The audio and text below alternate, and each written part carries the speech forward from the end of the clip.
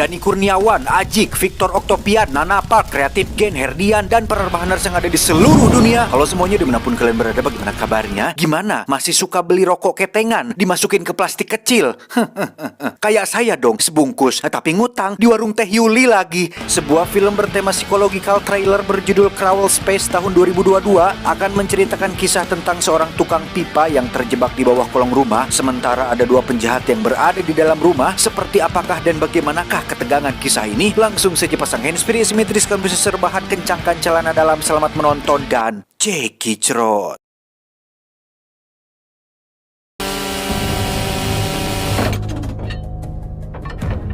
Berlatar di kota Yale, Kanada, sebuah kota yang masih asri, penuh hutan dan dikelilingi pohon-pohon besar, kisah akan diawali dengan memperlihatkan sebuah pabrik pita atau kayu yang diam-diam sudah melakukan penebangan pohon secara ilegal, di mana di situ ada seorang pemilik pabrik kayu ini yang sedang bertransaksi dengan seorang penebang pohon ilegal.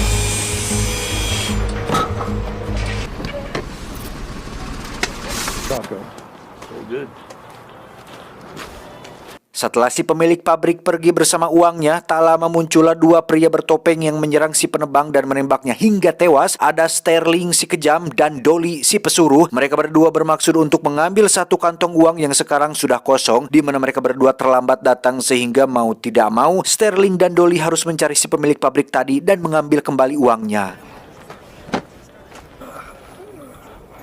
Pick up this rusty asshole and throw him in the back of the truck. Si owner pabrik yang bernama Tim ini pun nampak sudah sampai di rumahnya dan langsung menyembunyikan uang haram tersebut tepat di bawah kolong rumah miliknya. Dan inilah ruang merangkak. Kisah akan berfokus pada seorang tukang pipa bernama Robert. Ini orangnya. Dia berkata jika dirinya adalah sebuah mesin kejam yang tak berperasaan, yang hal itu dia katakan untuk membuat bayi kecilnya tertawa. Blooded, heartless machine of a man. Come on, Brooke.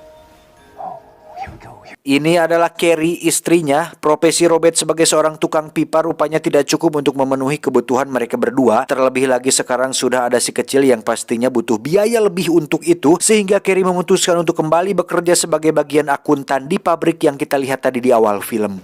Babe, the milk called and they want me to put in some part-time hours here at home. Robert, it's something coming in. Ketika sedang mengisi bensin, Robert bertemu dengan dua orang penegak hukum. Ada bapak sheriff dan deputinya bernama Jordan. Ini bebenguknya. Mereka berdua sangat mengenal dekat dengan Robert yang di lingkungan ini. Robert dikenal sebagai seorang pria yang baik. Bobby, how's it going? Hey, I can't complain, Joe. Who'd listen? Ekonomi yang terpuruk membuat Robert tak bisa mengservis mobilnya, sehingga ketika di tengah jalan, mobilnya pun mogok yang alhasil Robert harus berjalan kaki menuju tempat pelanggannya. We got this. No.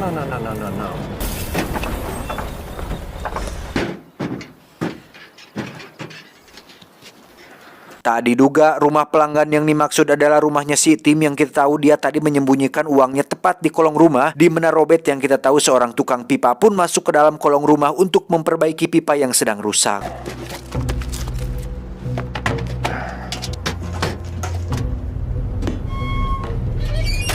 Di sisi lain kita akan melihat Bapak Sheriff dan Jordan tengah berada di lokasi ditebangnya pohon-pohon besar secara ilegal, di mana di situ ada seorang agen FBI yang dikirim untuk menyelidiki kasus tersebut.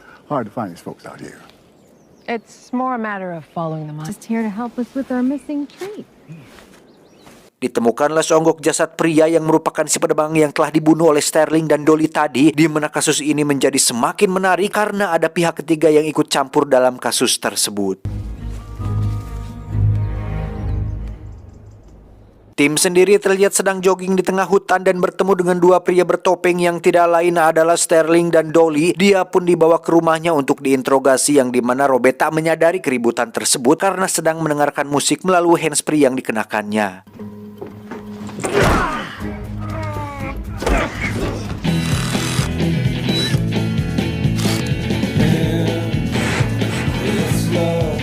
Interogasi terhadap si Tim tak berjalan lancar ketika dia terus memberontak bahkan sampai menggigit telinga Sterling, sehingga di situ terjadi sedikit ketegangan ketika Sterling nekat menusuk mata Tim menggunakan sebuah pena dan menembak kepalanya karena kesal dengan sikap Tim yang tidak kooperatif.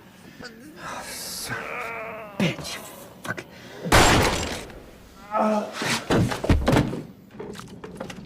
Dolly yang melihatnya pun merasa keberatan dengan tindakan Sterling yang terus membunuh orang-orang karena jika mereka semua dibunuh, dari mana mereka berdua bisa tahu lokasi uang tersebut disimpan? Hingga Sterling melihat penutup udara di lantai dan memiliki feeling kuat jika uang tersebut tim simpan di kolong rumah alias di bawah lantai rumah ini. I know where the money is. Robert yang kini menyadari ada keributan di atas pun akhirnya melihat dengan jelas ketika Sterling menembak si Tim, di mana Robert yang panik justru tak sengaja menemukan tas berisi uang yang sangat-sangat banyak, dan karena tak ingin terlibat masalah, Robert memilih untuk segera pergi dari tempat tersebut. Ketika sedang akan keluar, di situ sudah ada Sterling dan Dolly yang dengan menggunakan busur modern. Robert pun terkena anak panah di bagian bahunya, dan ketika sedang masuk kembali ke kolong, Dolly berusaha untuk mencegahnya, tetapi dengan sebilah pisau cutter, Robert pun melukai tangan Dolly dan segera mengunci pintu besinya menggunakan sebatang kunci besar.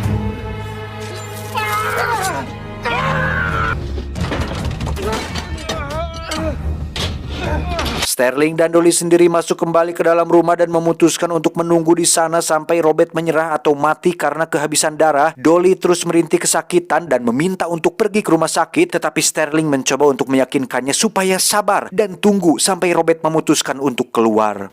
Sterling, I can't just keep sitting here. We're here, and we're gonna be here. Sebagai seorang tukang pipa biasa yang tidak tahu apa-apa, Robert nampaknya cukup tenang menghadapi situasi ini, di mana dia tidak terlarut dalam kesakitan dan ketakutan, dan lebih memilih untuk mencabut anak panah tersebut dari bahunya.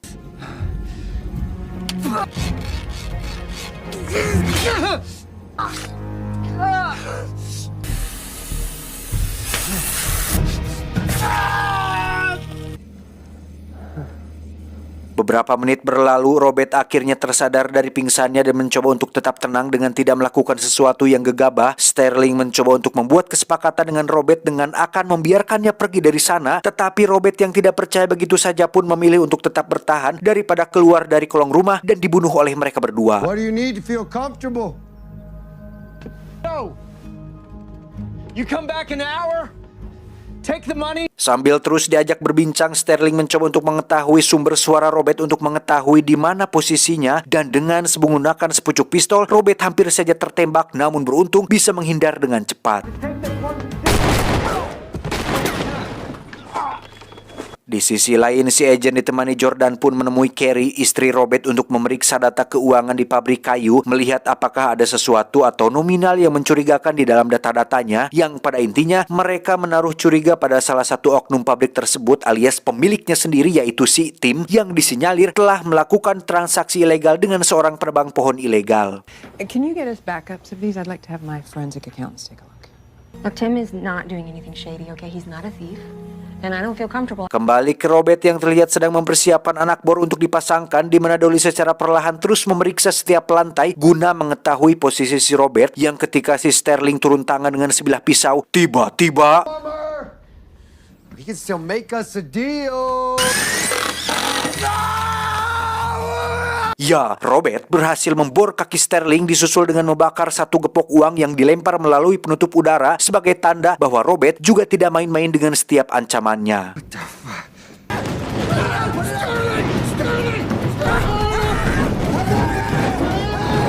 Ketika Robert akan membakar satu gepok uang lagi, Dolly berhasil mengetahui posisi Robert dengan segera mengangkat tubuhnya ke atas, di mana saat dirinya sudah terlepas, Robert segera menggunakan bornya yang hampir saja membuat titik si Dolly mengelupas.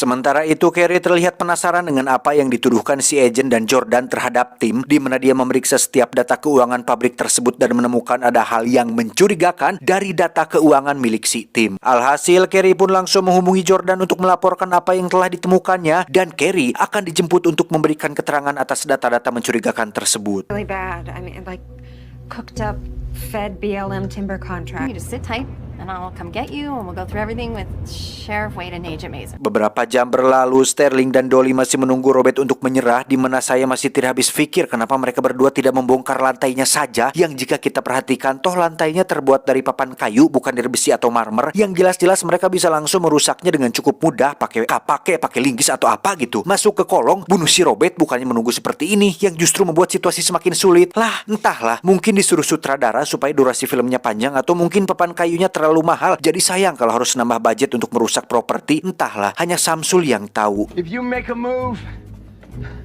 you better make it work fast because I can... Fuck. Making deals now. I am a cold-blooded, heartless machine of a... Sterling pun mengambil sebuah shotgun yang ada di rumah, kemudian pergi ke belakang rumah untuk melakukan rencana briliannya, yaitu dengan memenuhi kolong rumah menggunakan gas dan menunggu si Robert keluar untuk dibunuh.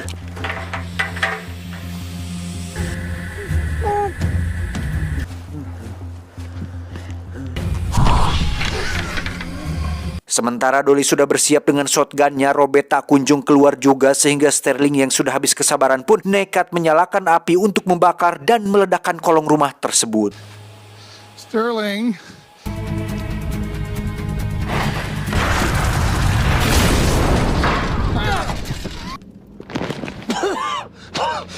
Setelah meledak, Dolly disuruh untuk masuk dan membunuh si Robert, sementara Robert sendiri berhasil selamat dengan cara melindungi tubuhnya menggunakan selimut tebal, yang karena dirinya sangat ngefans dengan sosok Logan alias Wolverine, Robert pun mempersiapkan dirinya dengan beberapa mata bor yang ditempelkan di tangannya untuk menghadapi si Dolly yang sudah masuk ke dalam sana. Plumber! Terjadi perkelahian di tempat sempit yang membuat Robert harus dibanting dan dilempar oleh Dolly yang bertubuh besar, di mana saat Dolly sedang kebingungan mencari senjatanya, Robert segera naik ke atas tubuh dan mencekik lehernya hingga dia ngagoler saat itu juga.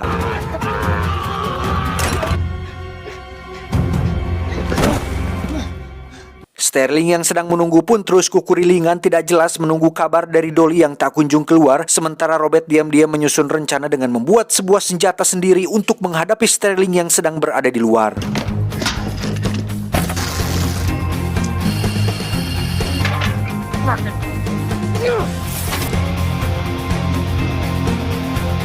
Sementara itu, Deputi Jordan terlihat sedang menjemput Carrie terkait laporan mengenai data keuangan milik tim, sementara si Agent dan Bapak Sheriff kebetulan sedang menginterogasi salah satu pekerja pabrik di tempat lain. This is just, I know you had nothing to do with it, Carrie. We'll figure this out. Okay. Dan entah apa yang sebenarnya sudah terjadi, Jordan justru membawa Carrie ke rumahnya si Tim, yang akhirnya mengungkapkan sebuah fakta menarik jika Jordan ternyata terlibat dalam aksi Sterling dan Dolly, yang ketika Carrie menyadari ada sesuatu yang salah dengan Jordan, dia segera menghubungi si Agent dan Pak Sheriff agar segera datang ke lokasi tersebut. Idiots. I had this all planned out. Jesus Christ, you two are soft. I think you better get down here. I think something's going on. Menggunakan Carrie sebagai sandera, Jordan meminta 50-50 atas uang tersebut, di mana Sterling yang sudah kesal atas kehilangan satu rekannya pun nekat menembak si Jordan hingga pingsan agar bisa menguasai seluruh uang tersebut dan tetap membawa Carrie untuk membuat Robert keluar dari tempat persembunyiannya. Come on out, plumber! It's all over. Pada akhirnya Robert terpaksa keluar dengan tas berisi uang di tangannya. Untuk memastikan Carrie tetap hidup, Robert mengancam akan membakar semua uangnya apabila Carrie tidak dilepaskan terlebih dahulu, yang ketika apinya padam, Robert segera melemparkan tasnya dan...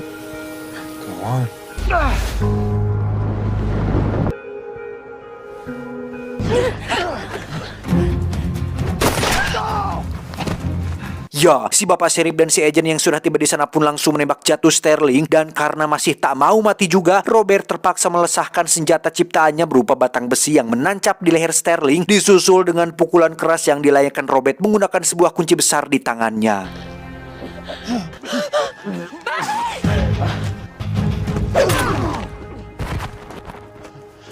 Dan tidak seperti biasa, pihak berwajib di film ini datang tepat waktu dan berhasil memberikan kontribusi besar atas keselamatan pemeran utama, di mana Dolly dan Jordan ternyata masih hidup, namun akan dihukum berat atas kejahatan yang telah mereka lakukan. I just spoke with Carrie. If only you'd stuck to writing tickets for people. You did all this? Who the hell are you? I'm just a plumber. Setelah semua berakhir, Robert kembali berkata jika dirinya adalah mesin kejam yang tak berperasaan, dan kali ini si bayi kecil masih juga tak mau tertawa dengan perkataan ayahnya tersebut. Terakhir, Robert benar-benar dibuat terkejut tatkala ada sebuah paket di dalam kotak suratnya yang setelah diperiksa isinya adalah uang dengan jumlah yang cukup banyak, yang ternyata uang tersebut berasal dari tas yang menjadi incaran Sterling, dan rupanya hal itu dilakukan oleh Bapak Sheriff yang kasihan kepada kondisi ekonomi Robert, dan uang tersebut adalah sebagai bentuk terima kasih atas Robert yang sudah membantu menyelesaikan kasus ini.